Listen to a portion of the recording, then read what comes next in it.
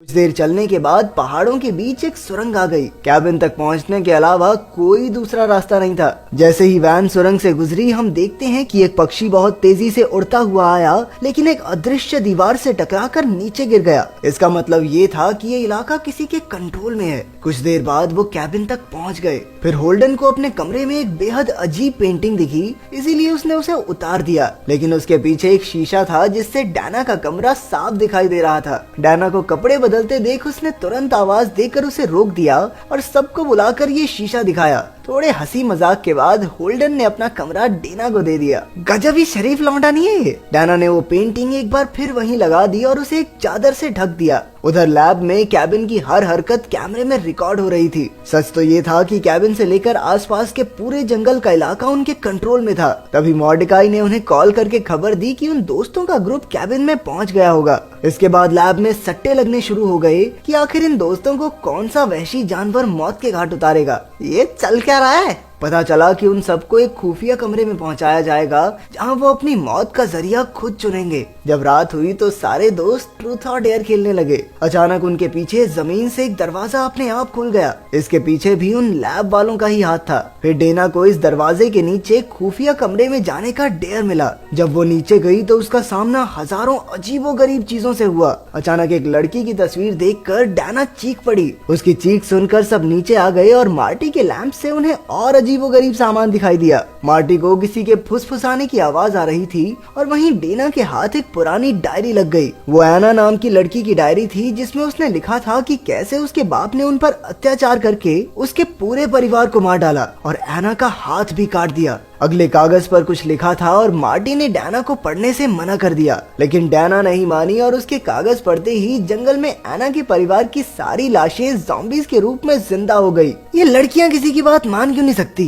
करा लिए ज़ॉम्बी जिंदा। उधर लैब में जिन लोगों ने ज़ॉम्बीज पर सट्टा लगाया था वो खुशी से नाचने लगे। फिर एक स्क्रीन पर जापान का मिशन दिखाया गया जहाँ एक स्कूल में कुछ लड़कियां चुड़ैल का सामना कर रही थी। उधर कैबिन में सब ऊपर आ गए और कुछ देर बाद कर्ट और जूल्स अकेले कुछ वक्त बिताने के लिए जंगल में चले गए। कर्ट जूल्स को अपने साथ रात गुजारने के लिए कह रहा था, लेकिन वो मना कर रही थी क्योंकि ठंड बहुत ज्यादा है। ये देखकर लैब के कुछ लोग निराश हो गए, इसलिए उन्होंने जमीन से केमिकल छोड़ा जिससे जूल्स का मन बदल गया। फिर अचानक कहीं से एक ज़ॉम्बी निकला और उसने जूल्स के हाथ पर वार कर दिया। जूल्स भागकर कर्ट के पास गई, लेकिन ज़ॉम्बी ने कर्ट के कंधे पर भी चाकू घोंप दिया। अब कर्ट ने उसे धक्का देकर अपने कंधे से चाकू निकाला, लेकिन तभी एक ज़ॉम्बी ने उसे जमीन पर पटक दिया और जूल्स को पकड़कर ले गया। कर्ट ने अपनी आंखों के सामने जूल्स के टुकड़े टुकड़े होते देखे। फिर लैब में स्टीव ने एक लीवर खींचा जिससे जूल्स का खून बहकर एक रेत की तस्वीर में भरने लगा। उधर कैबिन में मार्टी को फिर से किसी की आवाज सुनाई दी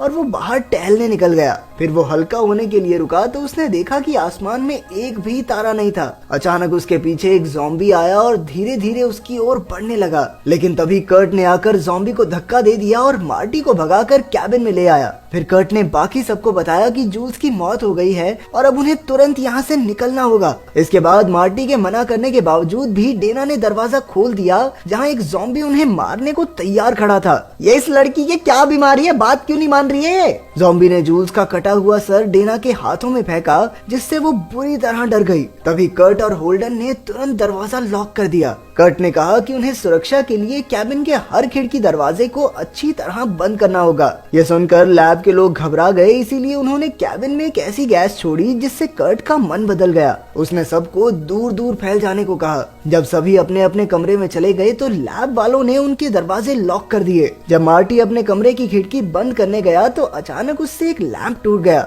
जहाँ उसे एक छिपा हुआ कैमरा दिखाई दिया। मार्टी को शक हुआ कि कहीं कोई उन पर नजर रखकर उन्हें फंसा तो नहीं रहा और उसी वक्त एक ज़ॉम्बी ने खिड़की तोड़कर उसे बाहर पटक दिया। फिर उनमें हाथापाई होने लगी, लेकिन ज़ॉम्बी मार्टी को चाकू घोंप कर उसे जंगल की ओर ले गया। इसके बाद लैब में फिर से किसी ने लीवर खींचा जहां मार्टी का खून भी रेत की तस्वीर में भरने लगा। उधर कैबिन में जमीन थरथराने लगी और एक ज़ॉम्बी खिड़की तोड़कर डेना तक पहुंच गया। वो बुरी तरह चिल्लाने लगी। अब क्यों चिल्ला रही है? और खोल ले दरवाजा, पढ़ ले डायरी, बात तो माननी नहीं होती। इसको तो सबसे पहले मारना चाहिए था। फिर होल्डन ने उन दोनों के कमरे के बीच लगे शीशे को तोड़कर डेना को अपने कमरे में खींच लिया। वहाँ एक और ज़ॉम्बी उन पर हमला करने आ रहा था कि अचानक डेना की नजर जमीन में एक और खुफिया कमरे पर पड़ी। होल्डन और डेना तुरंत वहाँ घुस गए, जहाँ उन्हें काफी खतरनाक और रहस्यमयी चीजें दिखाई दी। डेना समझ गई कि शायद ये वही कमरा है जहाँ एना के पिता ने उनके पूरे परिवार को मार दिया था। फिर अचानक एक ज़ॉम्बी ने छत से जंजीर फेंककर होल्डन को जकड़ लिया, लेकिन एना ने उसे वापस खींच लिया। फिर उसने एक चाकू से मारकर उस ज़ॉम्बी को काफी घायल कर दिया। ये देखकर गैरी ने लैब से एक बटन दबाया, जिससे डेना के चाकू में बिजली दौड़ने लगी और उसने वो चाकू फेंक दिया। चीटिंग कर रहे हैं ये। अचानक एक और दरवाजा खुला और कर्ट ने आकर कहा कि उसे बाहर निकलने का रास्ता मिल गया है। वहाँ से भागकर वो अपनी वैन में बैठ गए, लेकिन वैन पर खूनी हाथ के निशान पर उनकी नजर नहीं पड़ी। उधर जापान में लड़कियों ने चुड़ैल को अपने वश में करके मेंढक में बदल दिया था। इसका मतलब ये था कि अब मिशन को पूरा करने के लिए सिर्फ अमेरिका की टीम ही बाकी थी। फिर लैब में गैरी ने देखा कि उनकी वैन सुरंग तक पहुंचने ही वाली है। वो भागकर दूसरे कमरे में गया और देखा कि सुरंग की सिस्टम की तार टूट चुकी थी। जैसे ही वैन सुरंग में घुसी, गैरी ने तार जोड़कर सुरंग में धमाका कर दिया। ऐसे में कर्ट को तुरंत वैन को वापस मोड़ना पड़ा। अब सुरंग बंद होने के बाद उनके पास सिर्फ खाई का रास्ता बचा था, लेकिन रस्सियां ना होने की वजह से कर्ट ने अपनी बाइक से खाई पार करके पुलिस को बुलाकर लाने का फैसला किया।